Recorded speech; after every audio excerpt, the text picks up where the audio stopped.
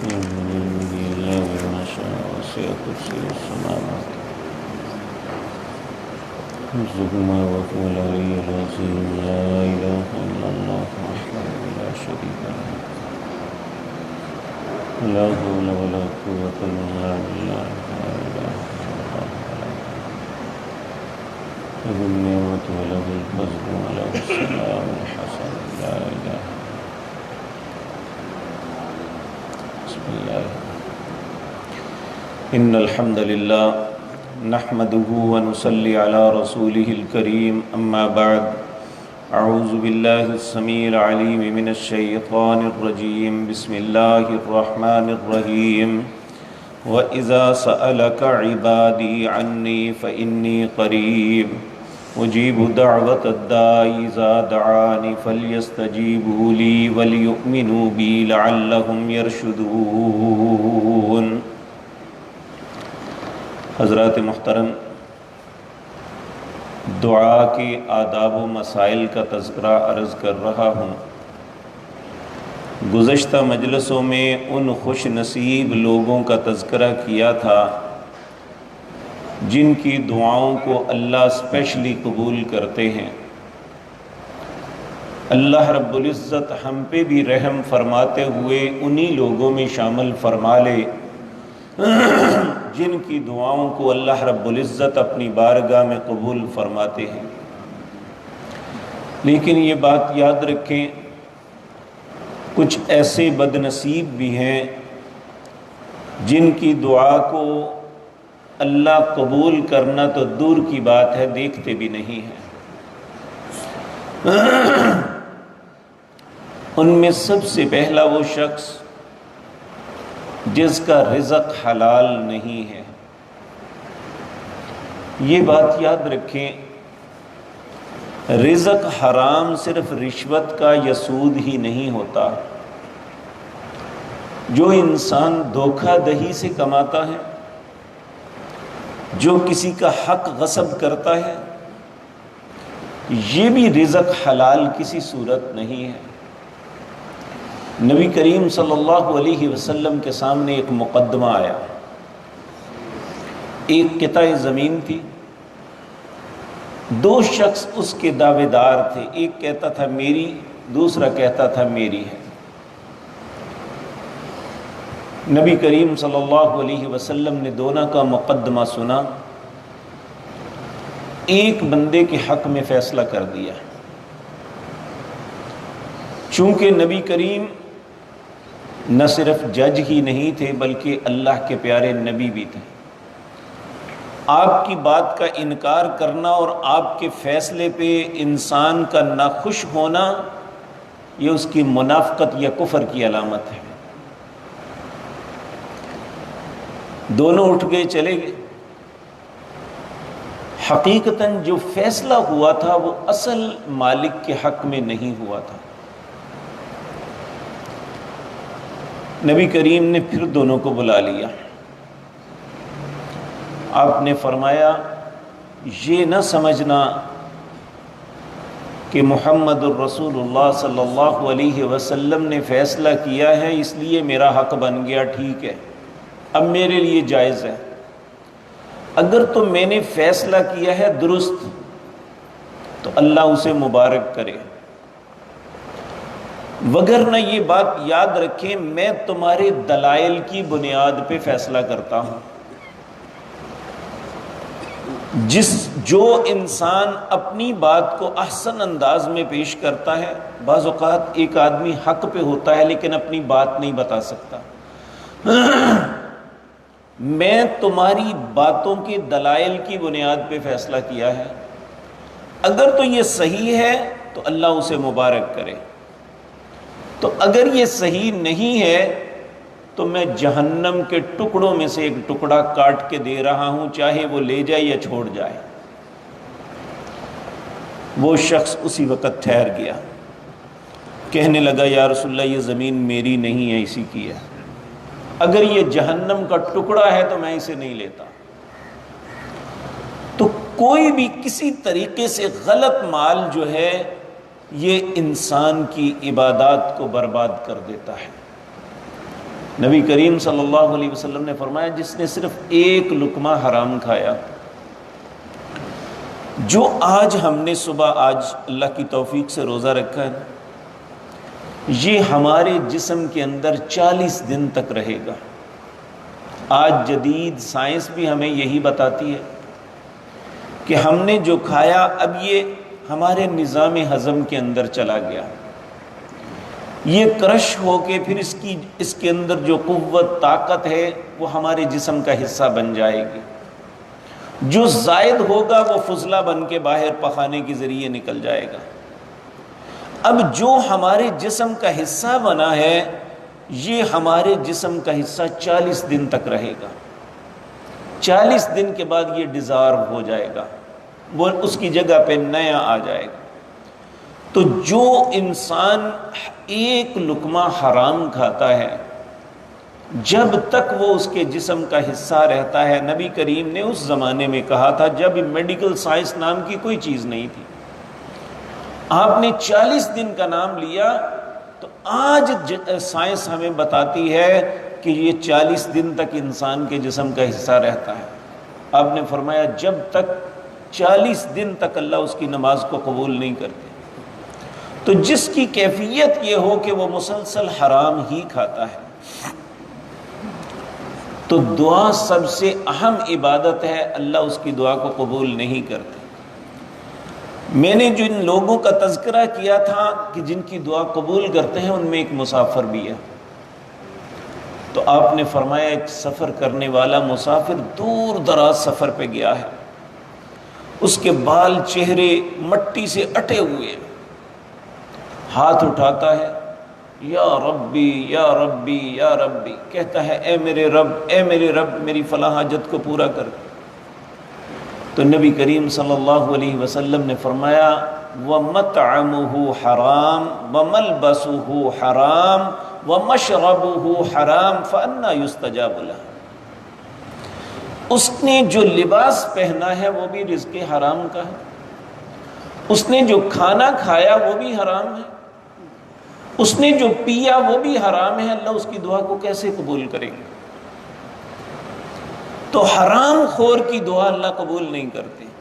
اب یہاں ایک سوال پیدا ہوتا ہے، اگر اللہ قبول نہیں کرتے تو ان کے پاس اتنا مال کیوں ہوتا ہے؟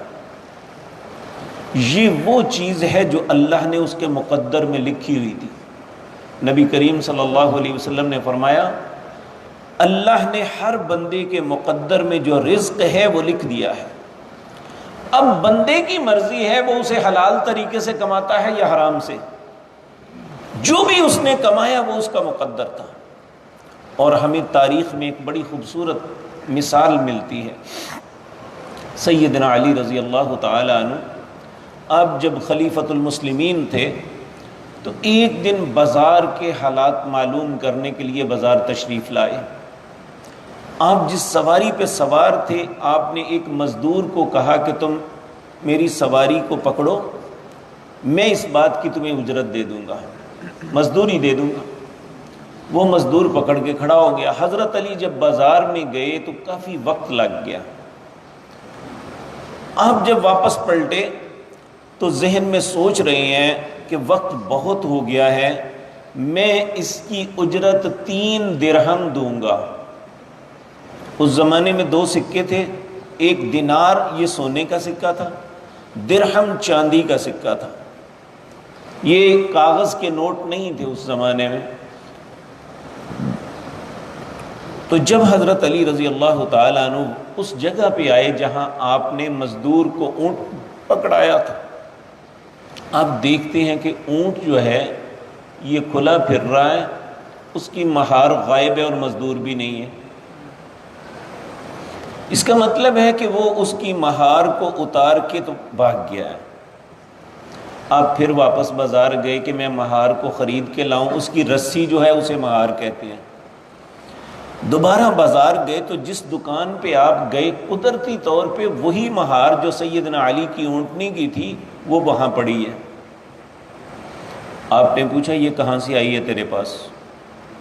وہ کہنے لگا ابھی تھوڑی دیر پہلے ایک شخص مجھے 3 درہم کی بیچ کے گیا ہے۔ اب اس مزدور کے مقدر میں 3 درہم تھے جو اسے ہر صورت ملنے تھے. اگر وہ چند لمحے انتظار کر لیتا تو حلال مل جاتے، لیکن اس نے تھوڑی سی جلدی کرتے ہوئے اپنے رزق کو حرام کر لیا. تو اس لیے میرے عزیز بھائیوں، یہ نہیں کہ وہ کوئی زائد لے جاتے ہیں. رشوت لینے والا کوئی اپنی زندگی سے زائد لے جاتا ہے، یا سود خور اپنی زندگی سے زائد لے جاتا ہے. یہ جو کچھ لیتا ہے اس کا مقدر تھا. اب یہ اس کی بدقسمتی ہے کہ وہ حرام طریقے سے لے رہا ہے. اگر وہ جائز طریقہ بھی اختیار کرتا تو اس کا مقدر تھا. اور جو رزق حرام کھاتا ہے اس کی دعا اللہ قبول نہیں کرتے. نمبر 2، غافل دل دعا مانگ رہا ہے، الفاظ ادا ہو رہے ہیں لیکن اسے شعوری طور پہ پتہ نہیں میں کیا کہہ رہا ہوں، بس جو رٹے رٹائے یاد کیے اسی طرح بولتا گیا.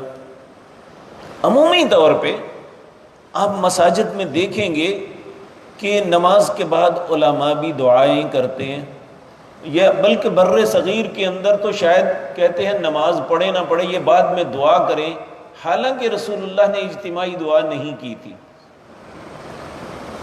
نماز کے بعد اذکار ہیں کچھ جو نبی کریم صلی اللہ علیہ وسلم پڑھا کرتے تھے، اور آپ نے لوگوں کو یہی تلقین فرمائی. اور امام صاحب سلام پھیرا، دعا کیا مانگتے ہیں؟ ہاتھ اٹھائے، اللہم انت السلام ومنک السلام والیک یرجع السلام ربنا بالسلام وادخلنا دار السلام. منہ کبھی اوپر کبھی ادھر کبھی ادھر. پہلی بات یہ کہ یہ کلمات رسول اللہ کے سارے نہیں ہیں. اللہم انت السلام ومنک السلام تبارکت یا ذا الجلال والاکرام، یہ کلمات رسول اللہ کی ہیں. یرجع السلام ربنا بالسلام وادخلنا دار السلام، یہ رسول اللہ کی کلمات نہیں ہیں. تو دوسری بات، اس نے نہ دعا کے آغاز میں اللہ کی تعریف کی، نہ رسول اللہ پہ درود بھیجا. تیسرا نقصان یہ کہ اس کی توجہ ہی نہیں ہے. اور بعض اوقات تعجب ہوتا ہے ان اماموں پہ کہ وہ دعا مانگ رہا ہے، اس میں لوگوں کا کوئی کنسرن نہیں ہے، وہ صرف اپنی ذات کے لیے وہ کلمے بول رہا ہے. تو یہ شاید اسے خود نہیں پتا وہ کیا کہہ رہا ہے. تو جو غافل دل ہے، جس کی توجہ نہیں ہے کہ میں کہہ کیا رہا ہوں اور کسے کہہ رہا ہوں، ایسے غافل دل کی دعا کو اللہ قبول نہیں کرتے. اسی طرح میرے عزیز بھائیوں، جو شخص قطع رحمی کی دعا مانگتا ہے، قطع رحمی کیا ہے؟ یعنی جو نانی اور دادی کی اولاد ہے، یہ رشتہ دار، رحم کے رشتہ دار انہیں کہتے ہیں. وہ دعا مانگتا ہے، اللہ میں فلاں سے کبھی نہ بولوں، میں اس کا منہ نہ دیکھوں، میں اس کے جنازے میں شامل نہ ہوں، یا میں کبھی بھی، اے اللہ میں تجھ سے دعا مانگتا ہوں میرے مرنے پہ بھی یہ نہ آئے. یعنی یہ قطع رحمی ہے کہ رشتہ داروں کے ساتھ اناد، بغض رکھنا اور کہنا اللہ سے دعا کرنی، اللہ اس دعا کو بھی قبول نہیں کرتے. اور ایک شخص کا ارادہ کسی گناہ کا ہے، وہ اللہ سے دعا کرتا ہے کہ فلاں گناہ میں کر لوں، تو گناہ کی دعا بھی اللہ قبول نہیں کرتے، کیونکہ وہ ایک بے وقوفی کر رہا ہے. کرنا گناہ ہے، دعا اللہ سے مانگ رہا ہے، جبکہ گناہ پہ تو اللہ راضی نہیں ہے، وہ تو اس پہ ناراض ہوتا ہے. تو پھر ایک آدمی گناہ کی طرف جا رہا ہے اور اللہ سے دعا کرے کہ اللہ مجھے گناہ کرنے دے، یا اللہ تو میرے مقدر میں کر دے میں فلاں غلط کام کر لوں.